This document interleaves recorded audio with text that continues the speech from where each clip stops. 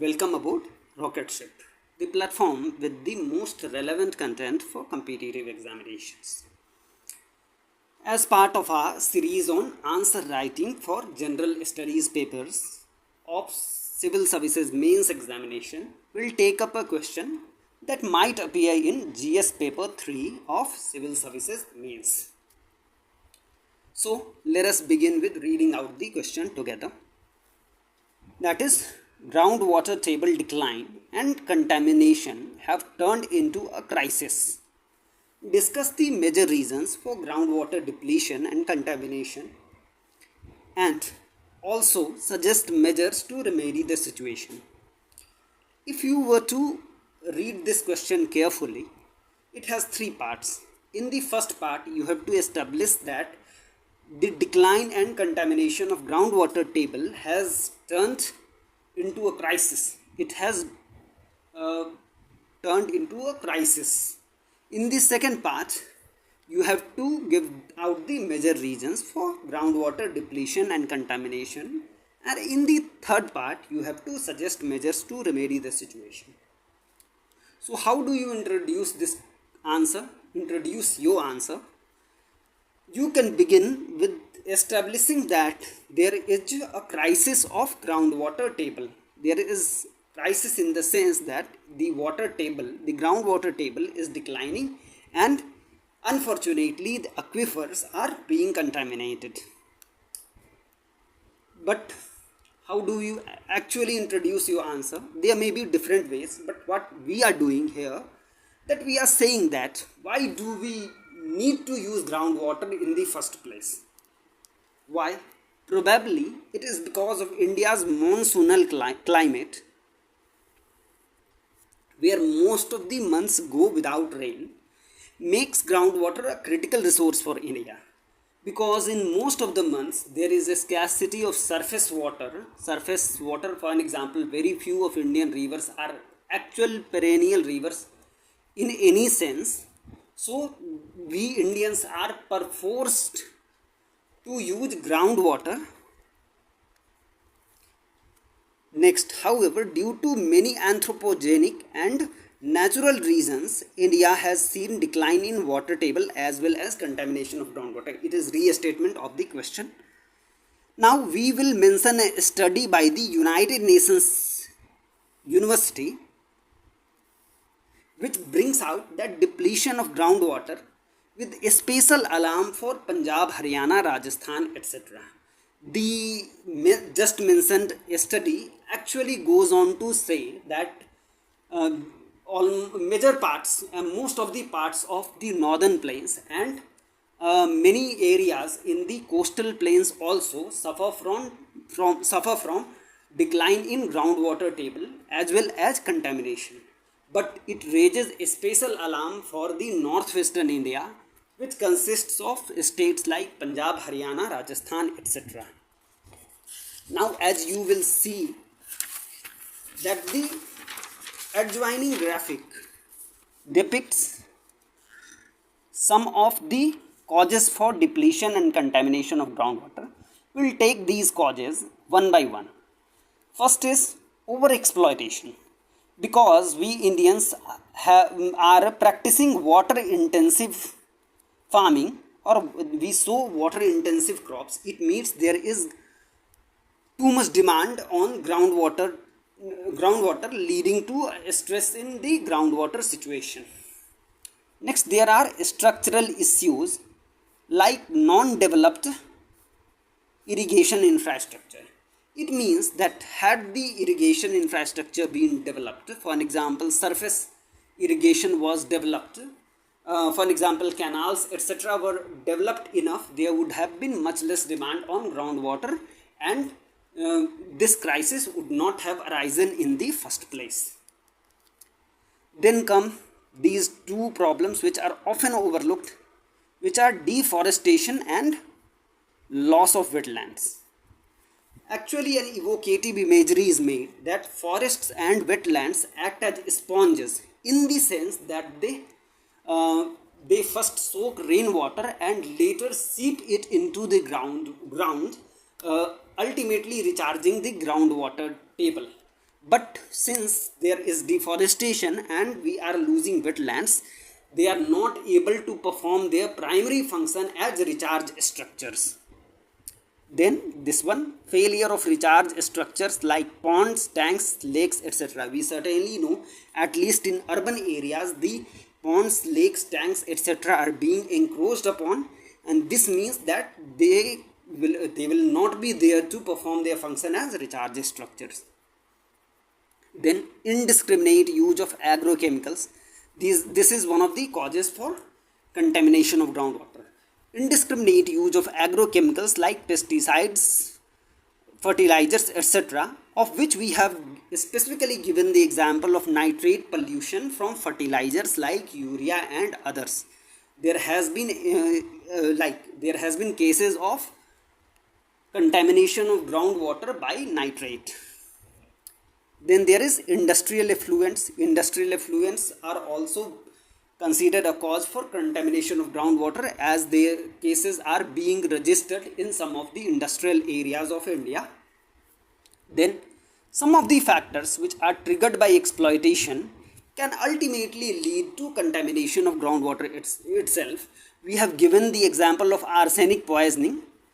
What happens actually if the groundwater table recedes to the layer of rocks which contain, for an example, minerals like arsenic, fluorides, etc. The groundwater itself will be contaminated with these minerals, which are in many cases like leading to some diseases like cancer also. We'll take up these causes one by one and elaborate them. First one is overexploitation. We know that India's agriculture has shifted to the growth to sowing water intensive crops like rice, wheat, sugarcane, etc. And the agriculture price support measures prefer water guzzling crops. We have heard of these terms: minimum support price, MSP, in the case of rice and wheat, and FRP, fair and remunerative price, in the case of sugarcane mostly. So these practices, because government is supporting the sowing of these type of crops, these water intensive crops are ultimately preferred by the farmer himself. So these crops lead to stress on the groundwater table or the groundwater reserve. We can mention this piece of statistics: less than 70% of canal irrigation potential is realized. This is especially pertinent because had we been able to completely utilize this for an example, canal irrigation potential, there would be much less demand on groundwater reserves, and the whole situation would improve in the long term. Then deforestation and loss of wetlands in the catchment area. We have already mentioned that forests and wetlands act as recharge structures, and if they are lost, it leads to increase in runoff, and much less water is ultimately seeped into the ground to recharge the groundwater table. Then come, these are some of the causes for contamination of groundwater. We have mentioned industrial effluent, untreated municipal sewage, etc. There is a specific example of Baddi in Himachal Pradesh, which is well known for its pharmaceutical clusters.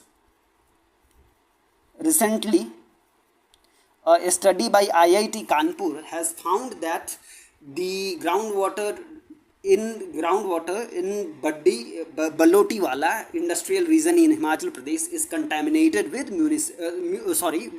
industrial waste. So industrial effluent and untreated municipal sewage too in some cases can lead to the contamination of groundwater. Then come indiscriminate use of agrochemicals like fertilizers, pesticides, etc. There have been found some cases of nitrate pollution nitrate contamination of groundwater. Then factors triggered by overexploitation. We have already discussed in passing arsenic contamination and fluoride contamination. We have also discussed their mechanism, because as the groundwater table recedes down, it might reach to a level where the rocks have minerals like arsenic, fluoride, etc., and this leads to contamination of the groundwater itself. What is of special concern, what is of great alarm here, that arsenic can lead to cancer because it is a carcinogen. It is a carcinogenic mineral which can cause cancer, and unfortunately 10% of districts, mostly in Bihar, Jharkhand and West Bengal, in the northern plains of India, 10% of districts of India see arsenic contamination of groundwater. Also there is fluoride contamination. It can lead to tooth and bone decay. So this is one of the factors triggered by overexploitation which can contaminate groundwater. Now we have established that there are causes for groundwater depletion as well as contamination. So ultimately the question arises, what are the measures that we can suggest to improve the situation? So these are some of the measures that might be actually recommended. Encouraging sowing of less water intensive crops like millets. We Indians had the habit of consuming a vast diversity of grains, including coarse grains like millets, which demand much less irrigation. But with the start of the PDS system, with the start of the public distribution system, people's preference has shifted to finer grains like rice, wheat, etc., which demand more irrigation. This means ultimately the farmer is incentivized to sow these type of crops, rice and wheat, which demand more irrigation than the coarse crops like the millets. But recently the government of India is paying more attention to crops like millets. There is this program, Sri Ann, this program which has been recently launched by the government of India to encourage the use of millets, to encourage the consumption of millets. This ultimately, this raising of less water intensive crops like millets would ultimately improve the groundwater situation. Then again, improving irrigation efficiency. We have already mentioned that micro irrigation, drip, sprinkler, etc., can improve water efficiency, irrigation efficiency of water, ultimately leading to less demand proportionately for groundwater. Then, as we have already mentioned in the passing, that we must utilize the already created irrigation infrastructure and expand canals, distribution channels, etc. By some estimate, only 70% of canal irrigation potential is being utilized as of today. So there is still some leg room for expanding the canal irrigation, and in the long term it would lead to much less demand of groundwater and thus improving the groundwater situation. We must also mandate rainwater harvesting and remove encroachment and revive recharge structures, especially in the urban areas, in the cities, which would ultimately recharge the groundwater table. It would ultimately replenish the groundwater table, and thus the whole problem will be solved to some extent. Establishing effluent treatment and sewage treatment plants. Because there is problem of industrial effluent contaminating groundwater table, we must establish effluent treatment structures, effluent treatment plants, and sewage treatment plants uh, to deal with the municipal sewage. What is of importance here, what is actually a bonus here, that this treated water can be reused for other purposes, and ultimately this would also have decreased the demand of groundwater use and ultimately improve this situation. Encourage biofertilizers, manure, and less chemical intensive farming. We are not taking an extremist position here and suggesting that we should shift to organic farming itself, which raises a number of problems itself, but we can certainly shift to less chemical intensive farming, including use of biofertilizers, manures, etc. And this would mean that the groundwater table is not contaminated by the runoff, by the leaching of these chemicals. Again, this is very important. As prospective civil servants, we are supposed to reflect our empathetic side, some human angle in our answer. And I am not being cynical here and telling you to game the system. But anyway, we must bring out the human angle. What is the human angle here? That health is a human right. We are not, again, doubting it. We don't doubt that health is a human right. And potable water supply, clean water supply is a factor that is needed for human health. So we must provide tap water connection like under the Jal Jeevan Mission, which is popularly called Har Ghar Jal Mission. Sorry, Har Ghar Jal. Har Ghar Jal Mission. So through these measures, like ultimately shifting to less water intensive cropping, establishing sewage and industrial effluent treatment plants, and also providing tap water connection to almost every household, it would mean that there is much less demand on groundwater, as well as there is less chance of there being contamination of groundwater itself. So this is how we sum up our answer. Before we end our lecture for today, we have a small caution that we want to tell to you. There is like, you must not give more than 7 to 8 minutes in any answer, because this was the type of answer where you would know so many things that you might have this tendency of writing more than that is necessary.